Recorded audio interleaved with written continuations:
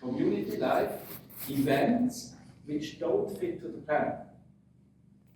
There are sometimes things happening, they haven't been planned. They happen. And they are important.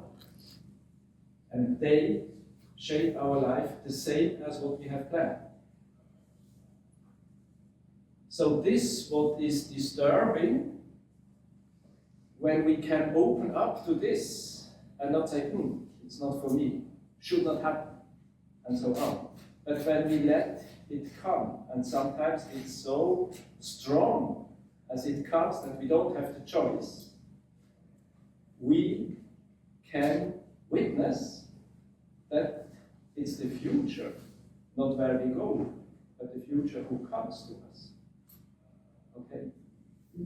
There is a second stream of time, and it goes not from the past to the future, it comes from the future to the present.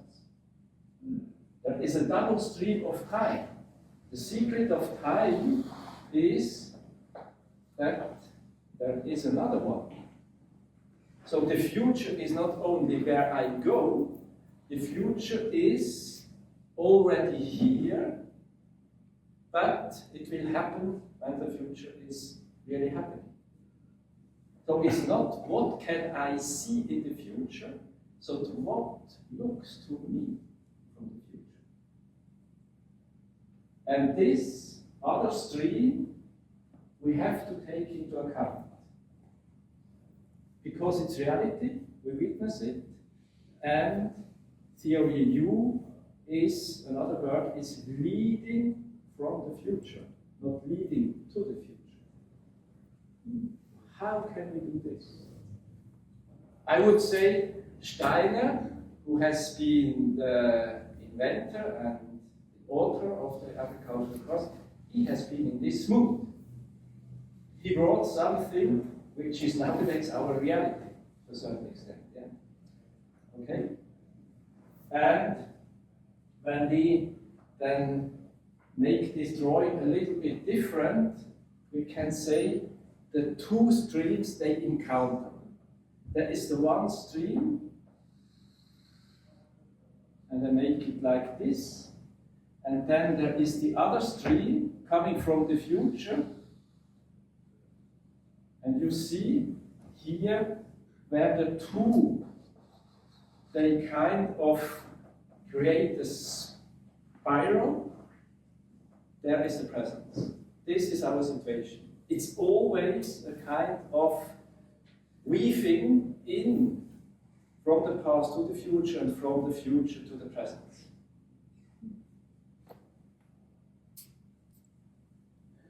This is how we are. When you observe yourself, you are always in this kind of, one can say tension, one can say equilibrium, one can say, in other terms, this is more how we think. We think to the future, and the other stream is more our will. Our will, it's our destiny, which brings us to a point where we didn't think to go to.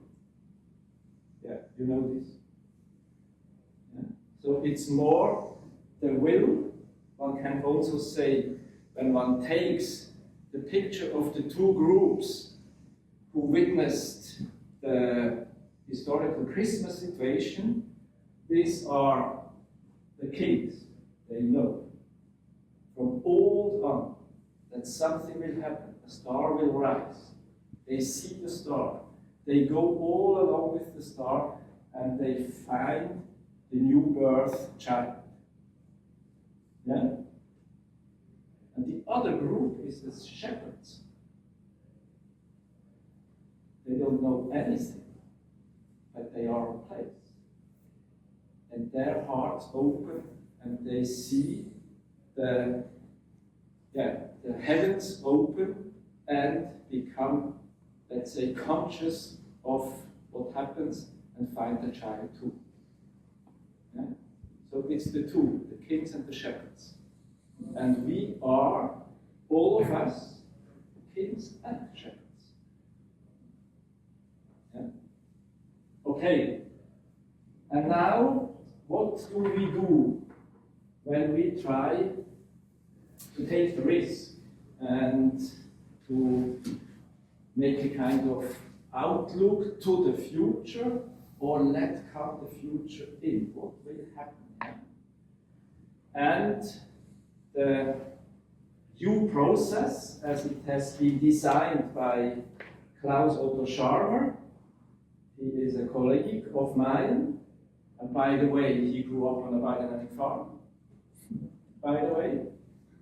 And the theory U is one of the most, let's say, actual management tools. So you see biodynamic is more than growing apples and potatoes. It's also influencing the management and people of this world.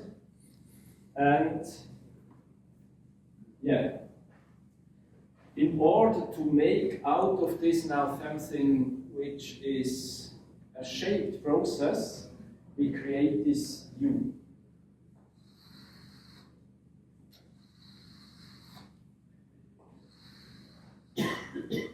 And it means that we go not directly from the one to the other situation, or we try not only to receive a shock of something which has not been planned.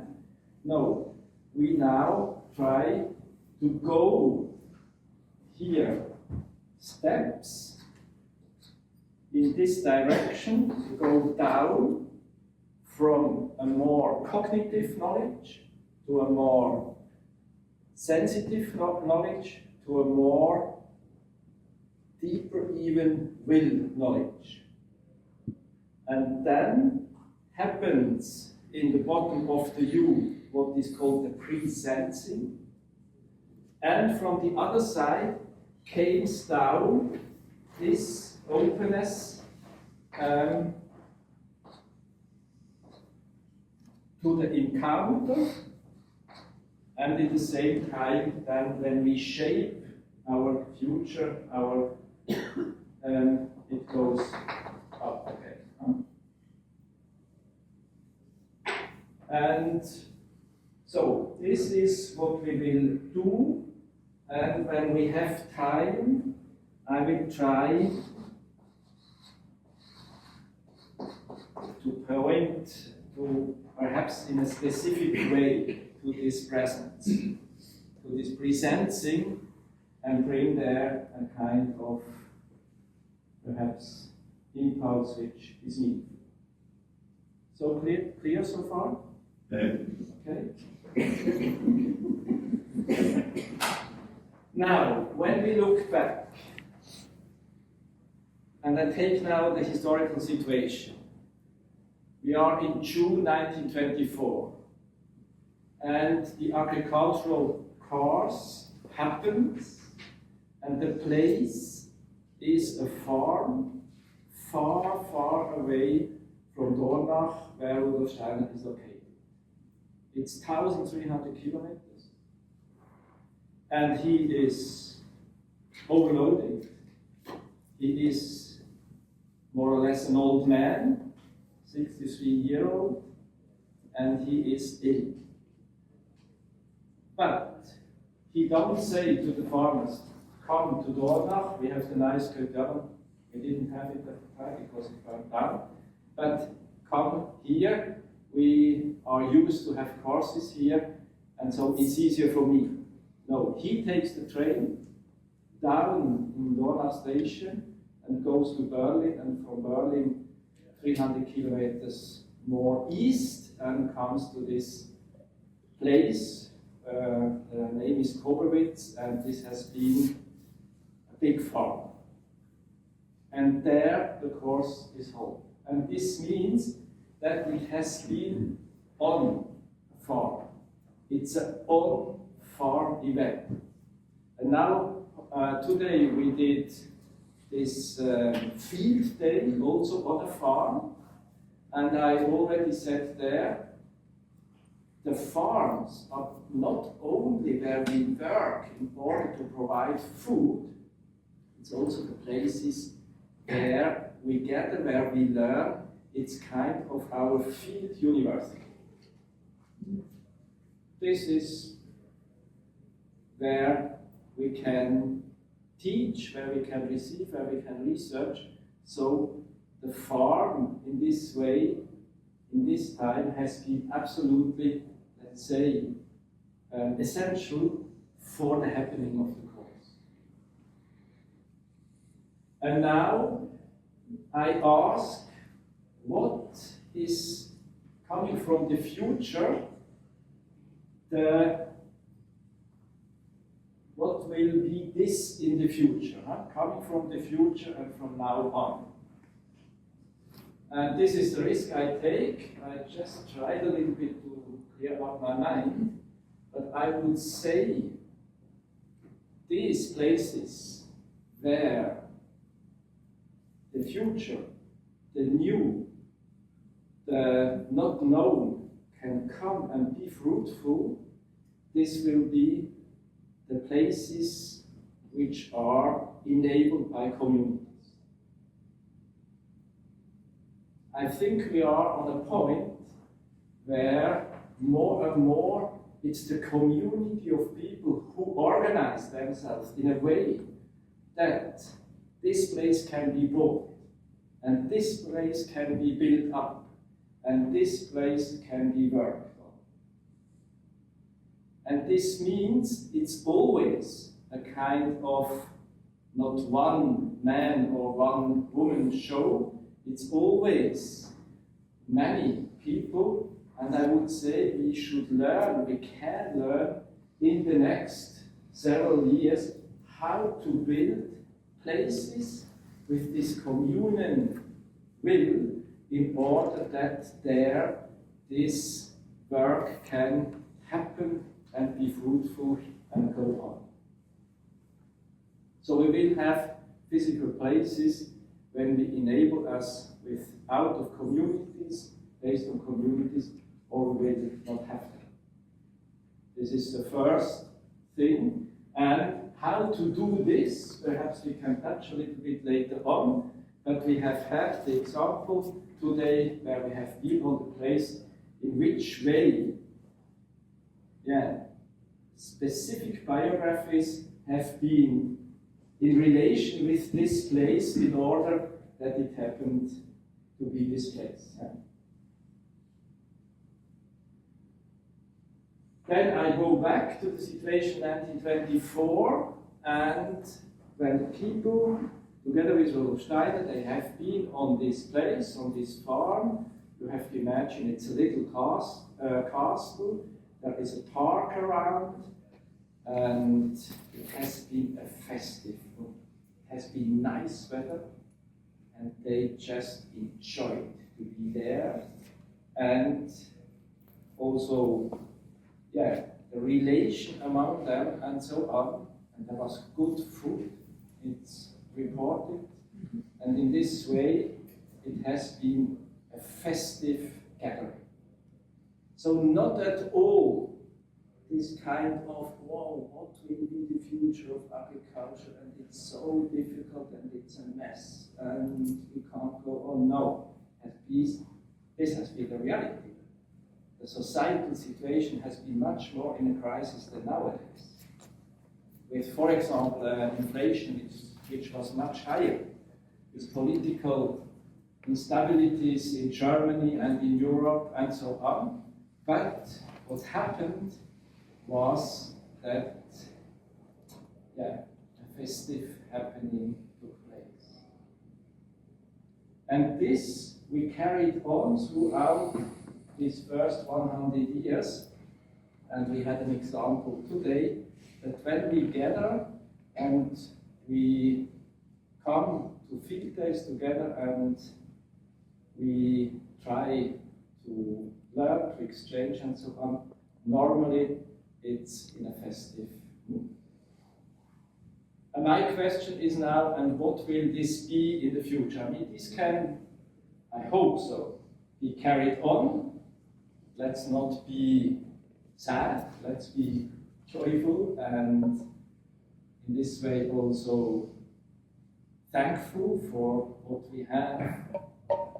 And I would say something which could be the future shape of this, the future kind of quality, is that more and more we bring this to an inner joy, to something which nurtures us in our inner. Being farmers and gardeners, we all are. We have the situation nowadays that farming is boring. Farming is something where people are just taken by the nature of machines, of tractors, of what's going on in the markets and so on. So more, to a certain extent, driven by the necessities than being themselves, let's say, the drivers in the city. And we spoke about this in New Zealand some days before, and an elderly man stood up and said,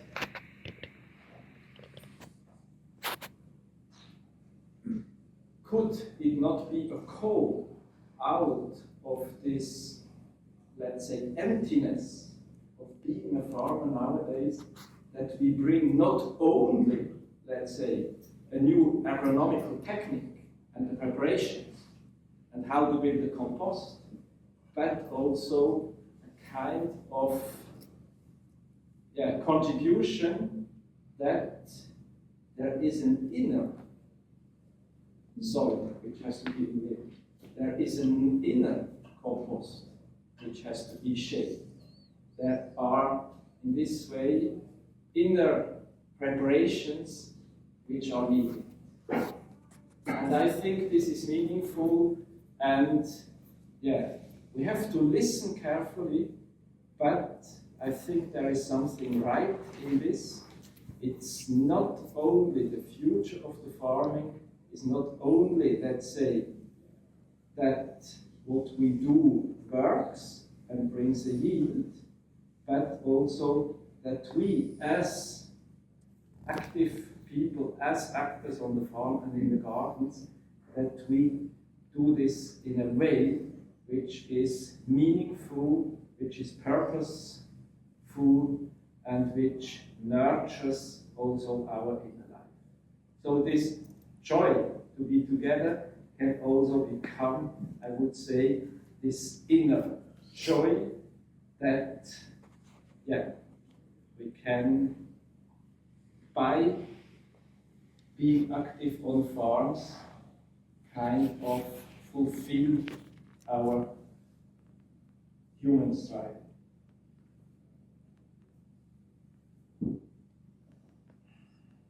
I go to the next point, and I go back to 1924, the historical situation.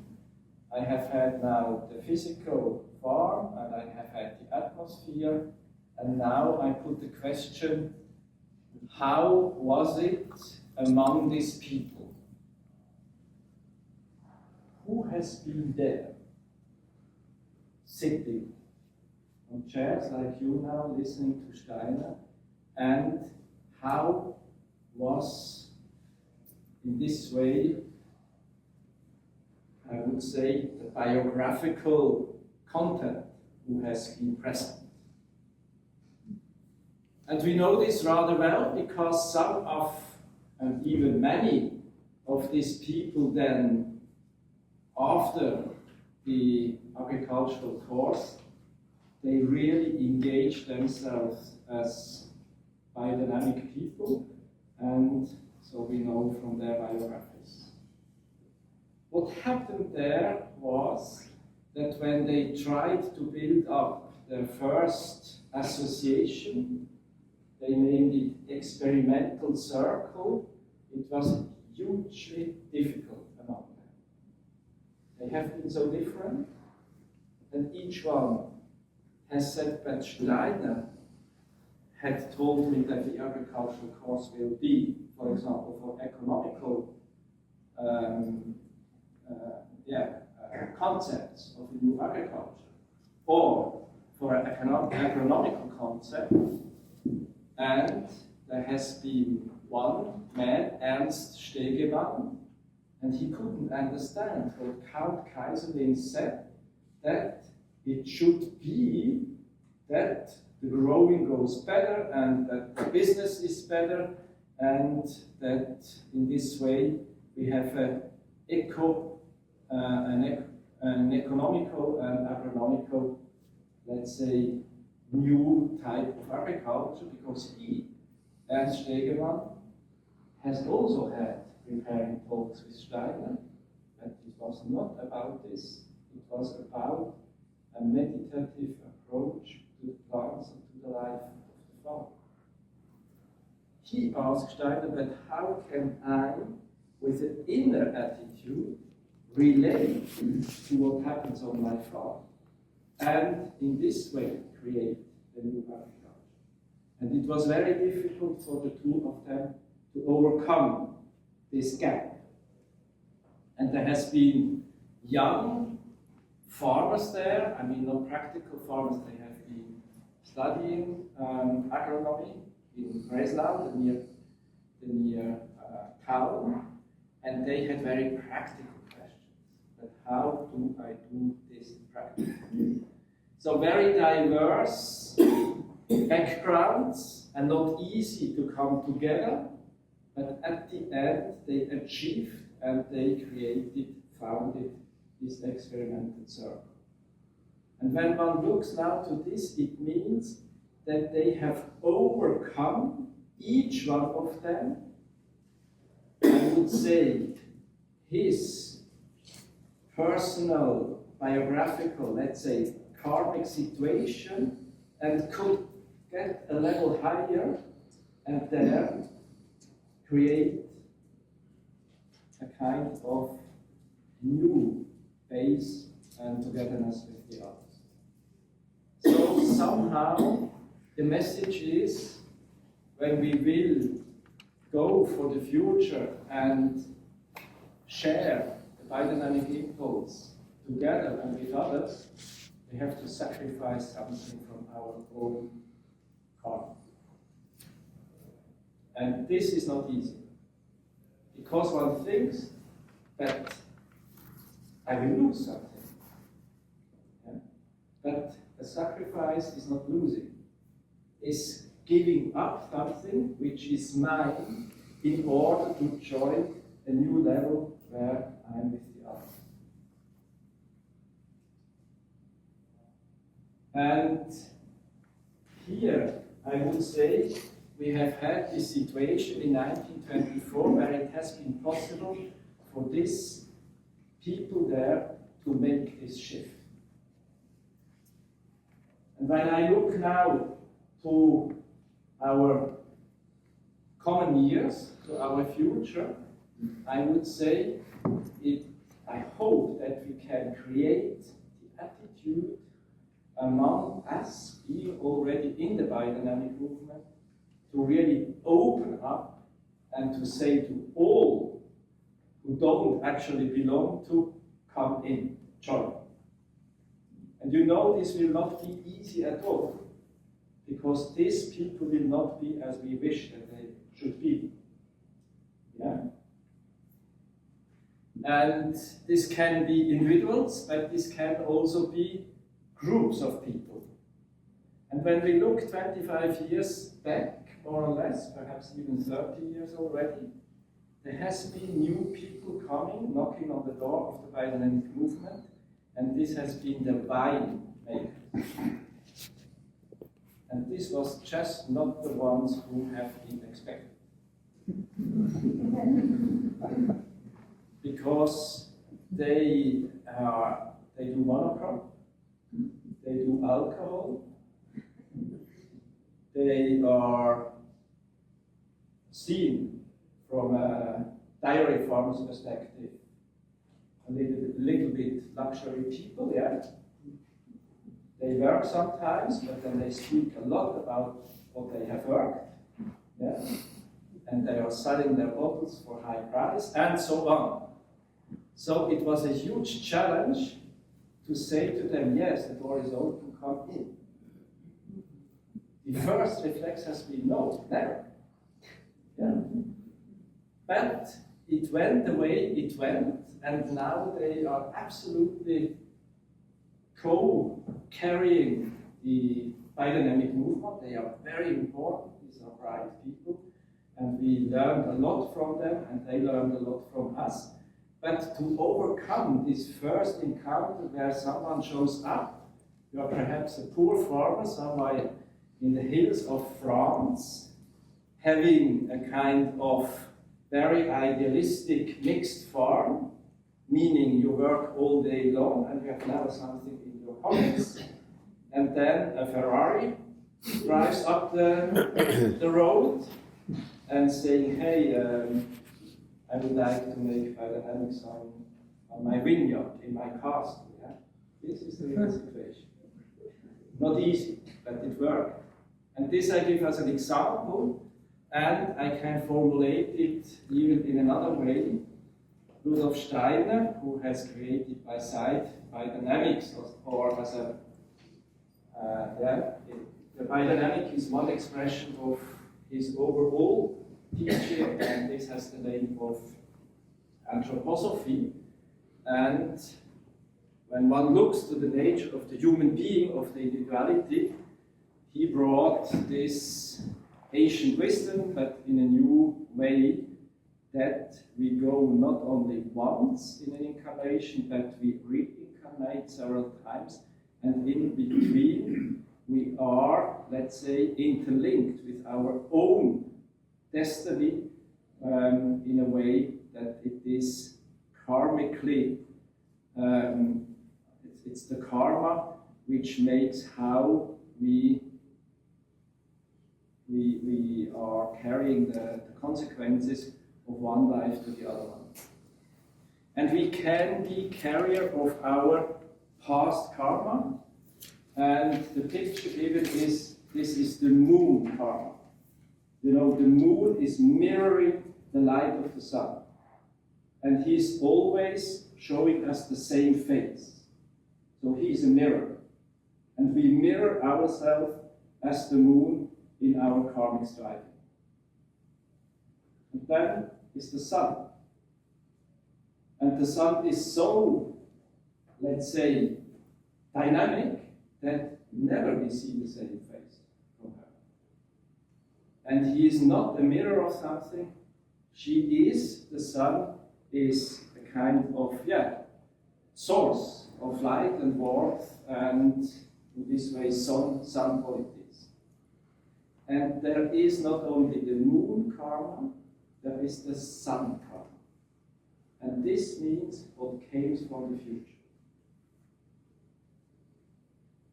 And I would say our task is to cultivate this attitude for the quality of the sun karma.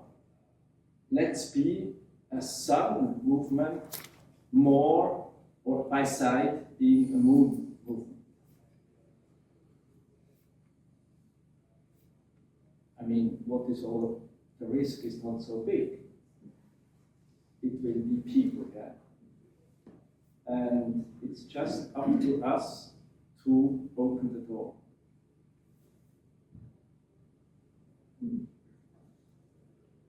I come to the fourth point. I go back to 1924. I'm in the historical situation, and after I have spoken more from the physical, from the etherical, from the astral or soul level, now I go to the essence, to the I level of this event there, and I would say this is the content of the agricultural course. All others have been conditions, but the content, of course, has been the main, let's say, event, And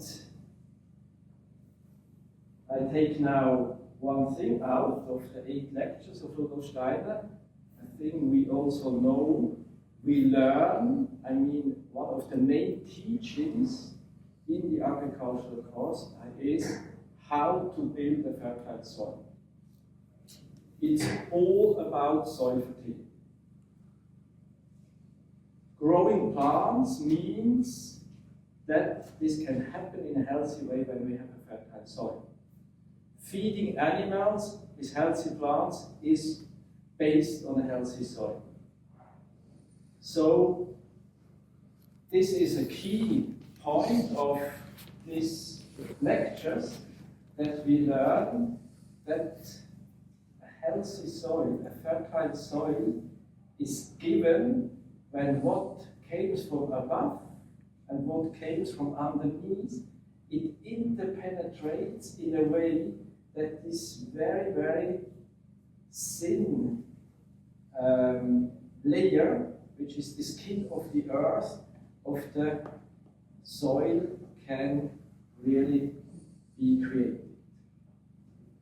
So we learn how to work with the cosmos, with the climate, with the weather, and with the horizon A, with the horizon B, with the horizon C, for the ones who know a little bit about science of the soils, in order that this interpenetration is done in the best way for this place, in order that growing can be joyful and healthy and also good in quality. So to create, to build up soil fertility is one of the main, let's say, contents of the agricultural course back in these years. And when I look to the situation now and in the coming years, what is the main challenge we face? The main challenge we face is the climate.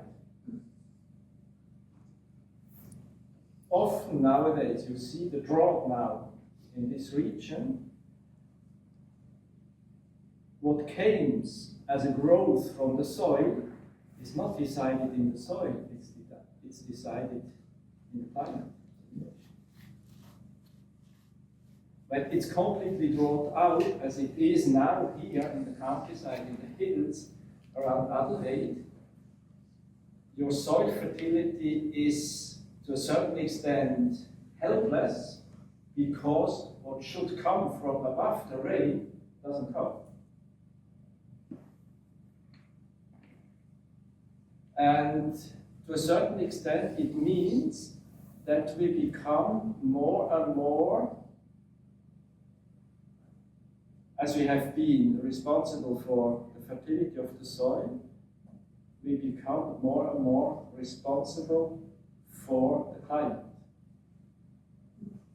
But how can we do this? We have just our small farm, and the climate is a global phenomenon.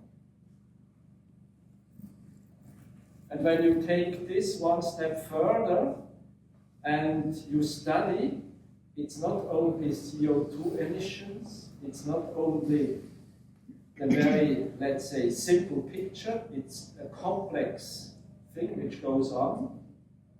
One can say that soil fertility should become the source of healthy climate.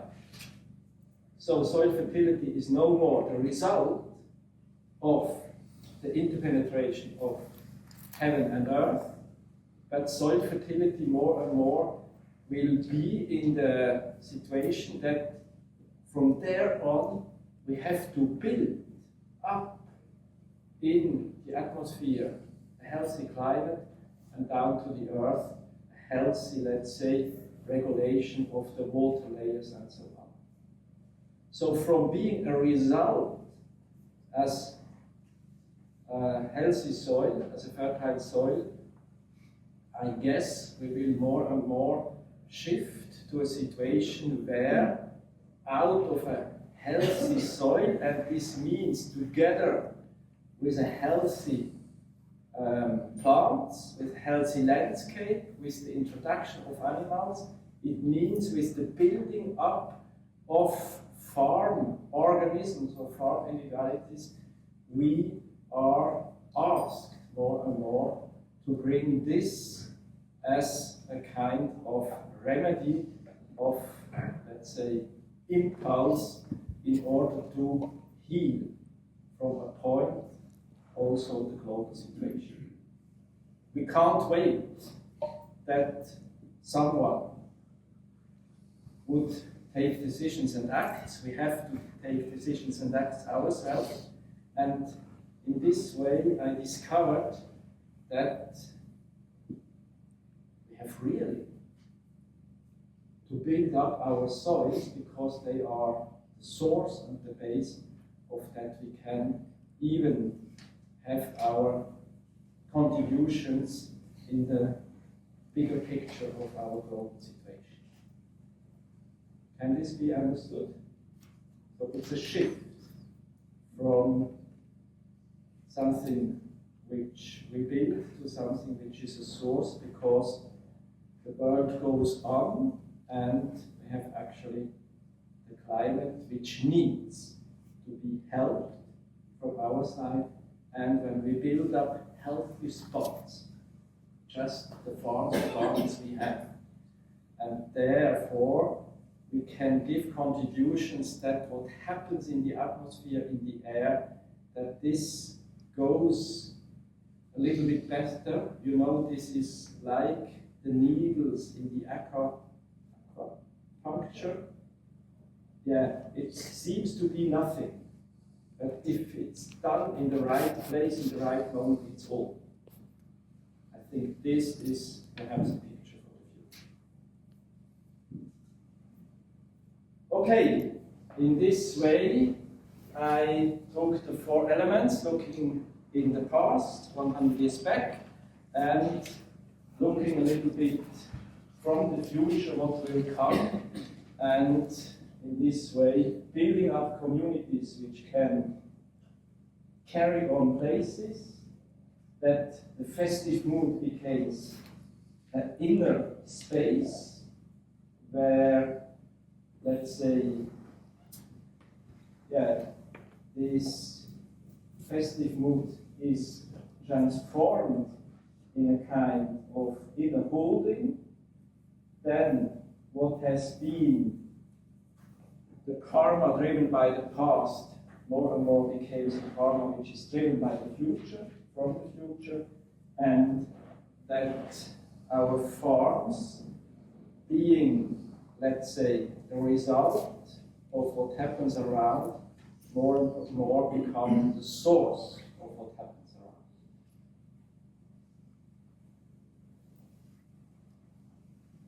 around. And perhaps now, and this is a little bit another, let's say, chapter, and I think I can go on for 15 minutes or something like this.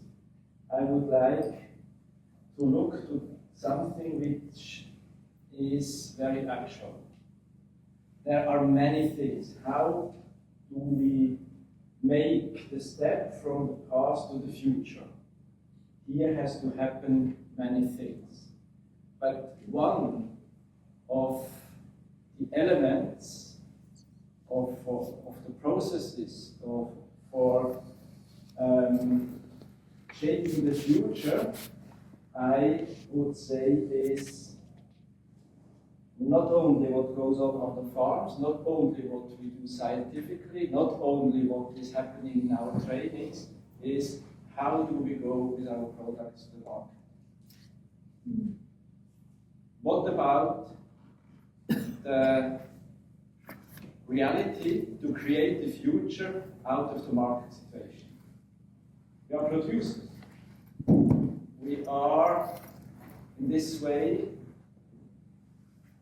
productive, and each product is only a product in an economical sense when it finds somewhere where it's client.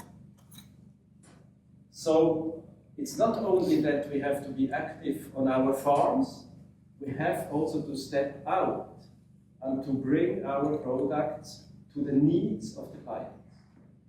And I would like to now look a little bit to this situation, that our future will also be, let's say, designed and shaped and decided if we let's say, can make it happen that in the market, means in the shelves, on the shelves of the stores, of the retail stores, the products are there and they are taken and then they can be replaced. And this is the wheel of the need and demand, which then can also be the driver for our future. And this means that when I'm a farmer today, I have one of my feet, I would say,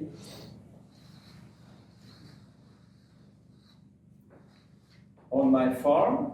I live with my cows, with my crops and so on, and I can be there fully active, and I can say I'm a farmer, I work with nature. On the other hand, with another of my feet, I'm in another reality.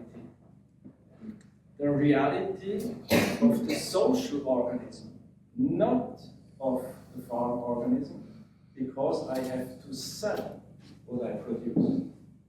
I have to know the needs of the people around. I have to do marketing. I have to fix my prices. Perhaps I have to process my products.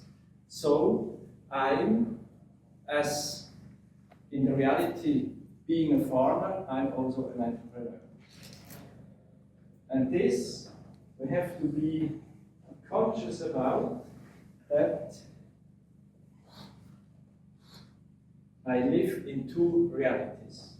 In the one where I'm, let's say, active in the natural situation of my farm, and the other one where I'm active in the social surrounding, where my products go and where my needs for the goods I don't produce myself are covered. And we have in German not only the word act, not only the term agriculture, we have also the term Landwirtschaft, economy of land. It's even the name for our profession, to be economists on the land, Landwirtschaft. It's the economy of the land. And this we know all, either we are consumers or we are producers, but one has to make this clear, because otherwise one suffers always that one is only half of the time I have on the farm, the other half of the time I'm somehow on the way to bring my products to the market. And this creates my income. And when I don't have enough income, I can't go on with my farming. So it's absolutely crucial. So as crucial it is that I build up my soil fertility, as crucial is it that I am in the market in a position which allows me year after year to go further on. And how to create a situation which is like this, a very first approach is that I have to distinguish three different monies. Because first I have to buy the land and to build my house. And this, I need the money gifted from somewhere. We have heard the story today of the 250,000.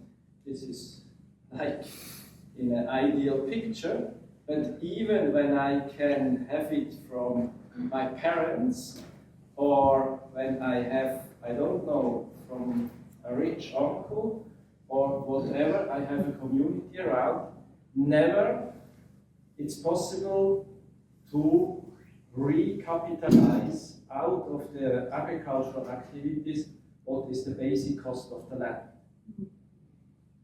So be careful when you purchase a land and then you do vegetables on this and you have the costs of this land, of the initial capital, it will never work.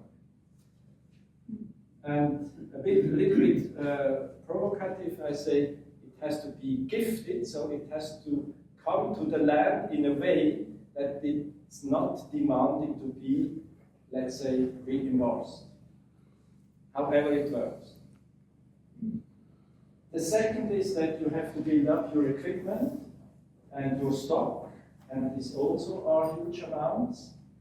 And therefore, what we need is loan money. You don't have it cash in the pocket.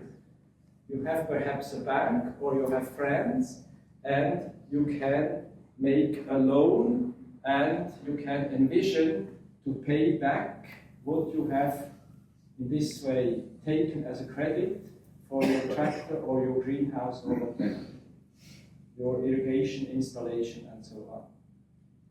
This is a second quality of money. And the third one is the purchase money, there where you sell your crops and you buy your clothes and you pay your insurances, and it's the basic need of daily life.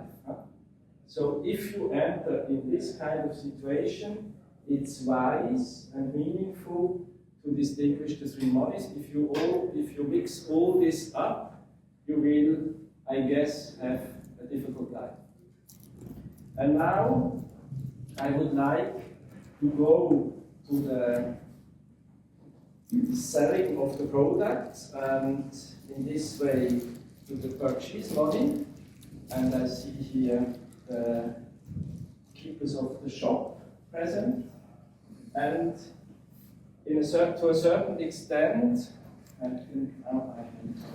so we have our farm organism, and it is productive. It means we can sell products out of our wheel of life. We are striving on our farm, and these products which go out, they are not something which is missed on the farm. Example, you do wheat. The sowing quantity for 1 hectare is 200 kilograms of seed to sow, and the harvest is 4,000 kilograms.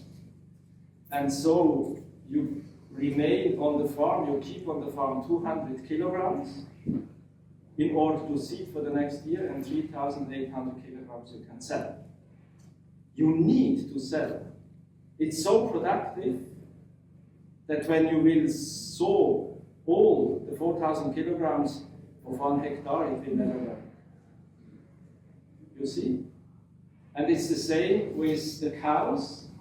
The cow gives milk when she receives the calf, and you need to feed the calf with 1,000 liters of milk, but your cow gives perhaps 5,000 liters, so 4,000 you can sell. And the calf is the future cow. You see, this is this wheel of life which goes on. And when I say fertile soil and farm organism, I mean the ongoing of this. By, in the same time, you are an entrepreneur, you have products you can sell. This is the business model, and the classical business model is another one, yeah? It is that your farm enterprise is a box, and you buy fertilizers, you buy chemicals and other stuff, and then you sell what has been produced out with your input. This is an input-output scheme, and the other one is the organic scheme. And now we look what happens when this goes from the farm to your plate where you eat your breakfast or your lunch. Normally, it's not that the product goes directly from the farm to your plate. It's a complicated way. Yeah? You buy it in the shop has it from a wholesaler, the wholesaler has it from a processor, and the processor has it from a farm. These are the classical 5 steps of the value-added chain. And I will just, okay, not so easy. If I make this like this, so here is the farm, then comes the processor, so he bottles the milk, then comes the wholesaler, he carries it around in the country, then comes the retailer, he has the shop, and then he has the consumer, and he has the milk in his coffee in the morning. And this can be much complicated, it can also be easier, but this is a kind of principle. And this is the weight of the product, and the money, now the money goes the way back. It's the need of the consumer which is the source of the money. And he pays this in the shop, okay?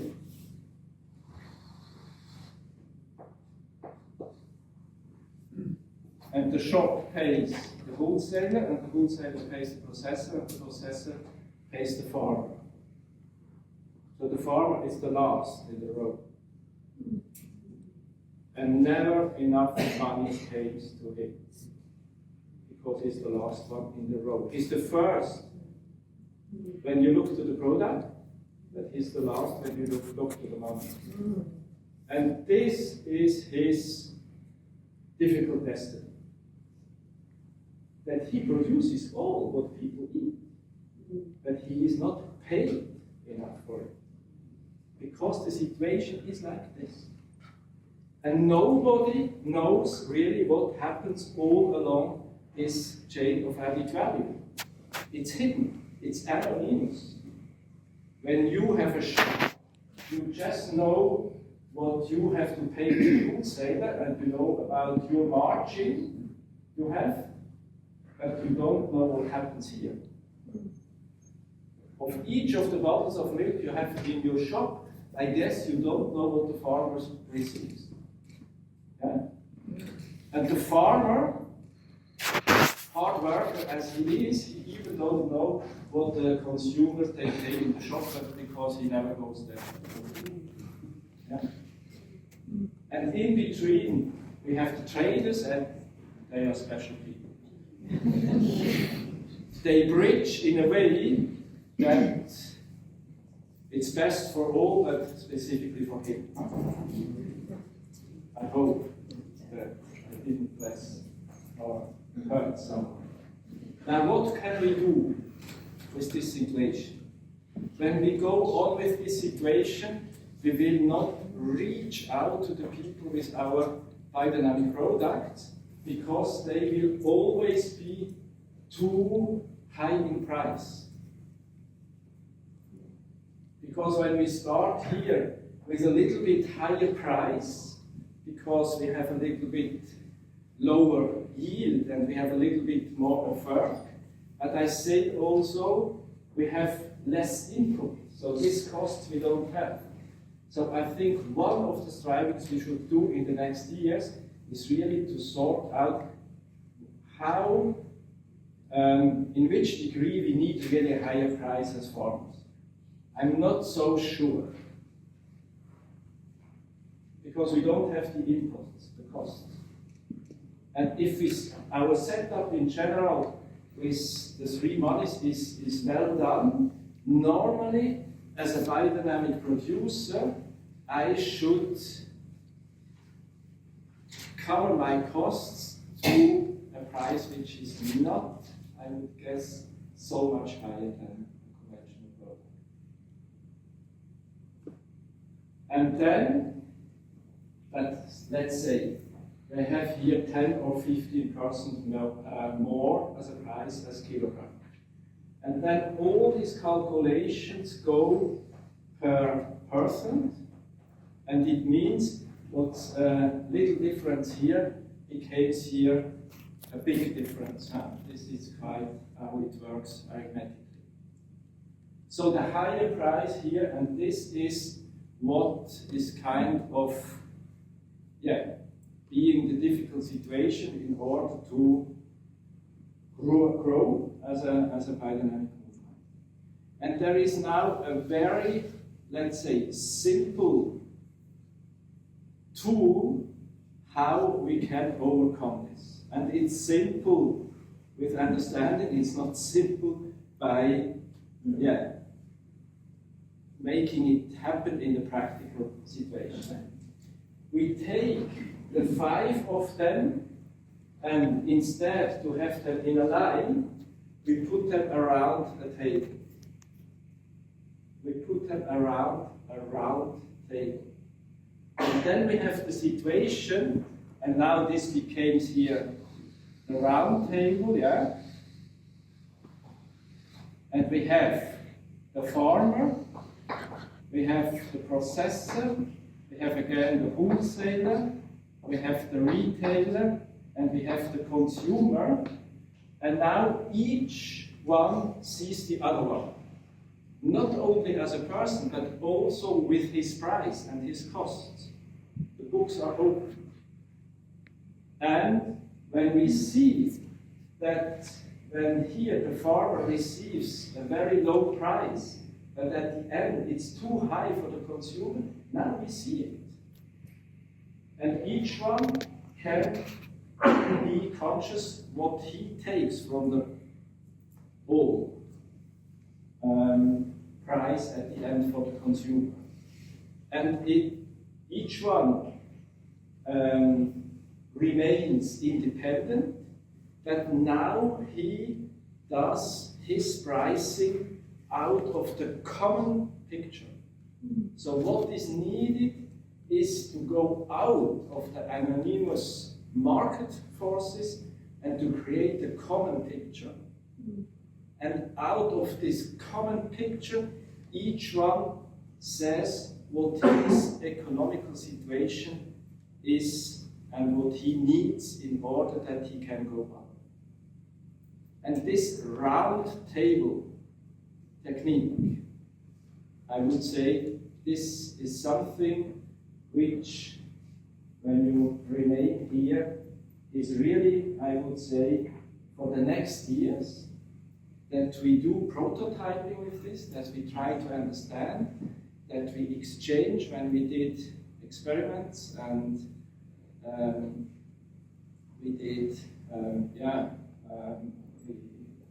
first prototyping, and in this way, I would say, we could build more and more a new economy around the new farm, the biodynamics.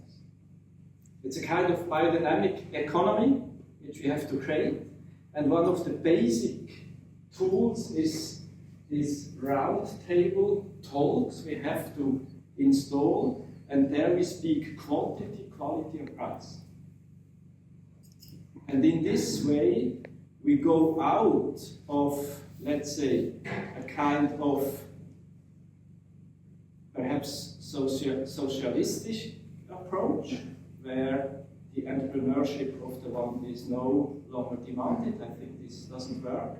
And we go also out of the pure capitalistic approach, where it's the invisible hand of Adam Smith which is regulating all.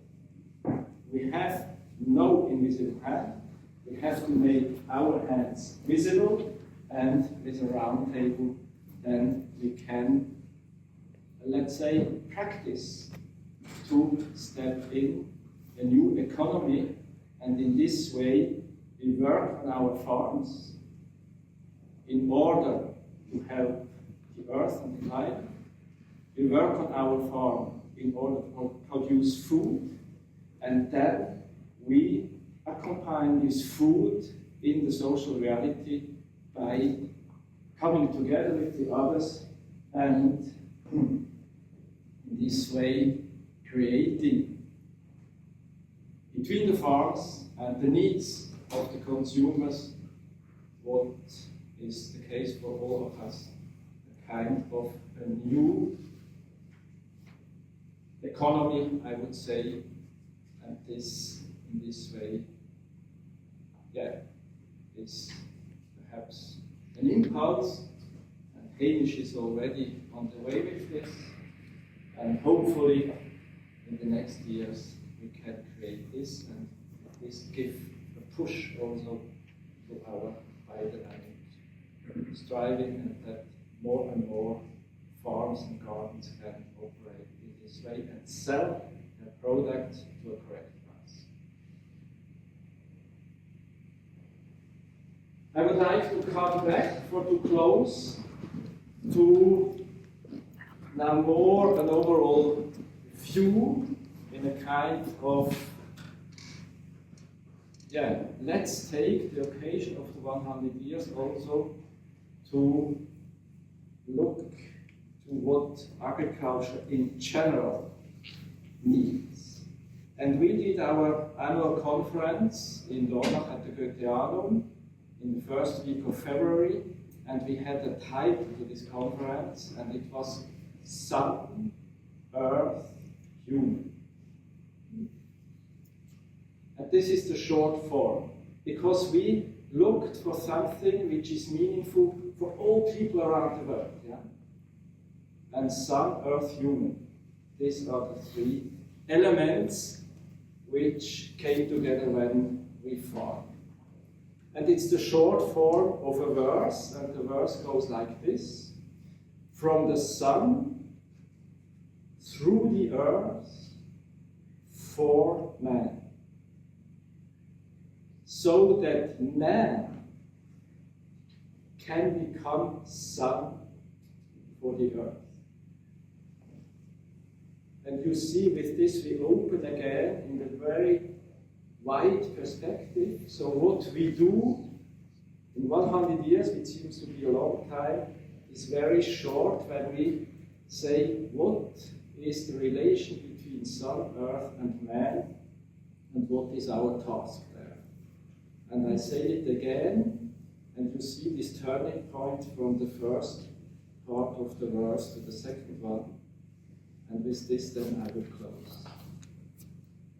From the sun through the earth for man, so that man may become sun for the earth. Thank you for your attention.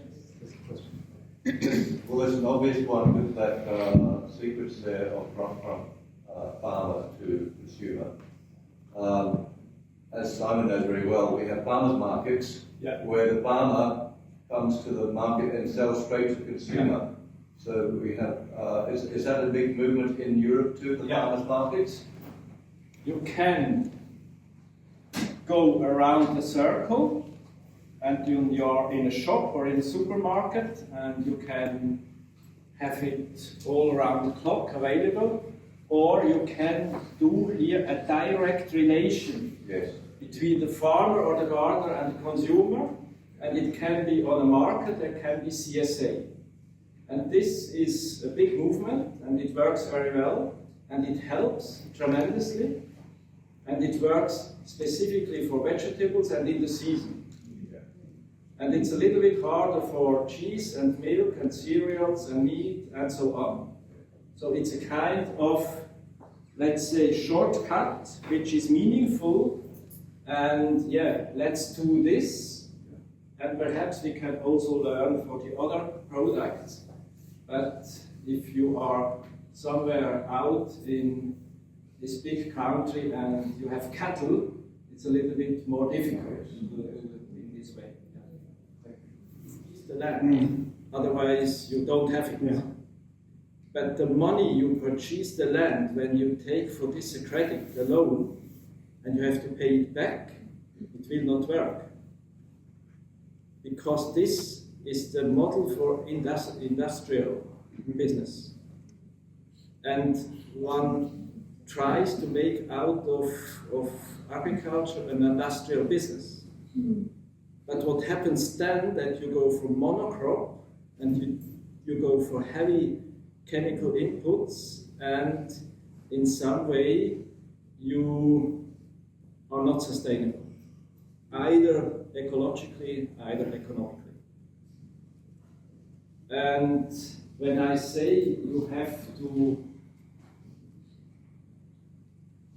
make yourself in a position that someone gives you the money for free in order to purchase the land, it's a little bit funny formulated, but I would say it's not so crazy when you look then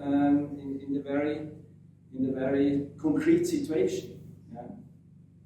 So when someone shows up and has just money in his pockets because he has had, I don't know, shares from Nestle or Bayer or someone, and he has just the money in his pockets and he did work nothing for it.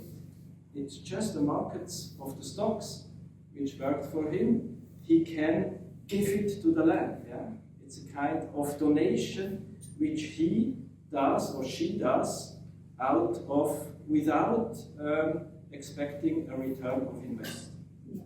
So for example, where I farmed, I started training to be a farmer without having a farm in my family and without having the million or the 2 millions you need in Switzerland. And I ended up with a wonderful farm. And this has been gift money. And we organized ourselves in a way that we created a company, and this company is a shareholder company, and we sold the share to the people around our customers for our yogurts and so on, and they have been willing to support this initiative because we create a future, and we have been doing a proper work. And this money don't ask a return of investment. It's just given for the purpose. And this is my experience. And then we had to make clear that this money can't have the power in this initiative. And this is a little bit too complicated now to sort out. But I can say my proper experience is that when you create a structure and you do a proper advertising and communication and marketing, you can have a kind of community which builds up, which supports you, and it's not for to have the money back, it's for to support the purpose of what they do, the young engaged people. And it's not easy, and needs a kind of, on an administrative level, a kind of very proper working. So it's not farming, it's another thing, but we raised quite some money in this way. And of course, Switzerland is special because we have so much money. As we have many mountains, we have many Swiss francs. But I would say even in a situation as around a town as Adelaide or Melbourne or so on, it would work. And there are other examples and other ways to do it. I think Hamish, have you any Australian examples? Yeah, okay. Yeah, I'm part of, I'm a little bit involved out of COVID. The farm I'm connected with, 140 people kicked in 50,000 for a fine. Yeah, and that money turned up like that on a whim. Okay, COVID was a particular gesture to it, but people in the city are wanting a connection to the country, and the methodology for making all that happen is being refined as I speak. You know, we are often in a situation that we don't have enough money. But there are people, they have the other problem, they have too much. The biggest problem. The biggest problem. Help them. The biggest problem isn't finding the money or buying the farm, it's finding the farmers. That's the At the end, it's even the big problem. Yes. Yeah, I have a question about theory U, because I've seen it from a management point of view. Yeah. I can see how you could apply that to even your own blind spots in that situation. Is that where you're overlaying? Yeah. Okay. So really It's open all up. about our blind spots. Yeah. Because we are acting out of a reality which we are not conscious about. And therefore we go a little bit like this. And when you can open, it's open mind, open heart, open will, you have a kind of grounding of basic, and then you go for the future. Can I just say on the theory U, there's quite a lot of Australian land care people are tapped into the theory U, so just keep your ears open for that. Yeah. Lucas? Oh, just a question, where you were explaining about the shares and Yeah. community. And I remember this movement starting where consumers were actually kind of buying shares in the form of owning a cow, so buying from the farm cow, so they actually own Yeah. the cow. So can you All sorts of things happen. You can have a CSA, and this is just the products who are produced in one season. They are paid by the consumers. Then you can say, I have to establish a herd of cows, and you can do this with shares for the cows. And we have several of these initiatives in Switzerland. And it's really done in a way that, and you do this for, 5 years, when the calf is born, you buy a share, and you go with this animal through his life, and when it comes to be slaughtered after 3, 4, or 5 years, you have a piece of meat from your cow, which has been on the pasture somehow. You can visit, but it's not your cow in this sense, but it's your cow in the other sense. Yeah? And you can do it as we have done in Loubier for the basic, let's say, infrastructure, meaning the land and the building, where the big amounts of money are in. So we didn't do it with the consumer of our products. With our products as mainly cheese and so on, we are on the normal market. But we opened our, let's say, sharing of our basic infrastructure in a way that people can join. And how to say, it's joyful when we have our annual meeting with them. They're happy. They don't earn anything, but they are happy, we are happy, it's great. Yeah. Yes? Yeah, I'm interested if you've got a situation in Switzerland similar to Australia where the last 20, 30 years, very few people in the city have the connection with the country. They used to have like family and friends. And it's almost antagonistic now, the relationship between city, with latte drinkers, left-wing greenies and all that, and farmers producing food.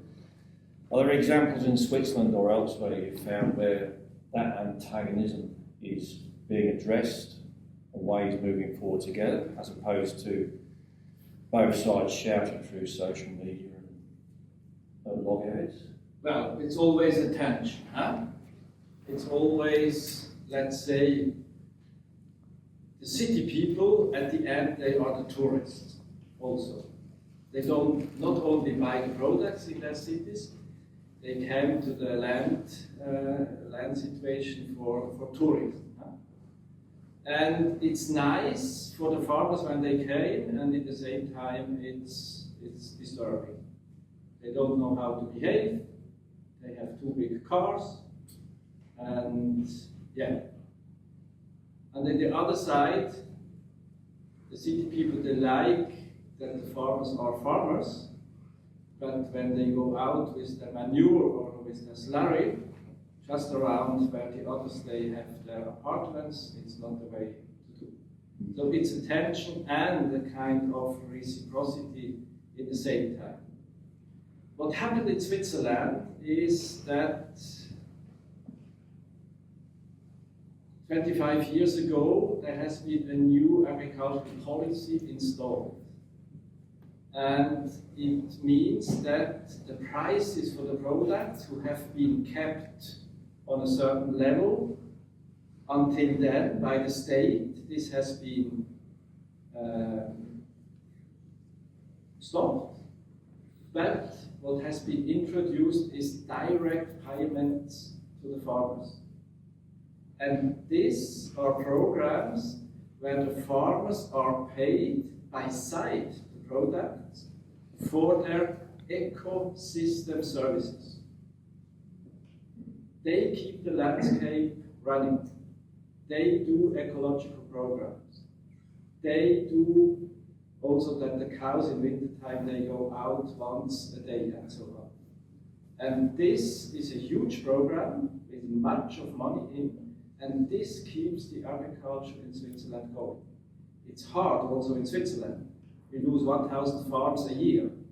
We are going down quite quickly, but the ones who are in the system, and I have been one of them, I had a decent income, I would say, based on my biodynamic farming, based on my shareholders, based on the transforming, the processing of the milk on the farm doing cheese, but also based on these payments.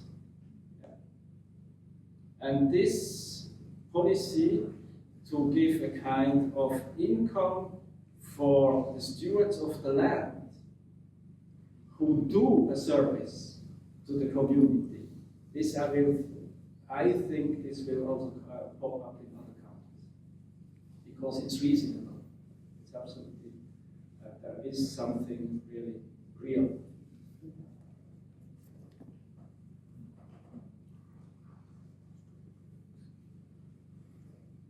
Okay.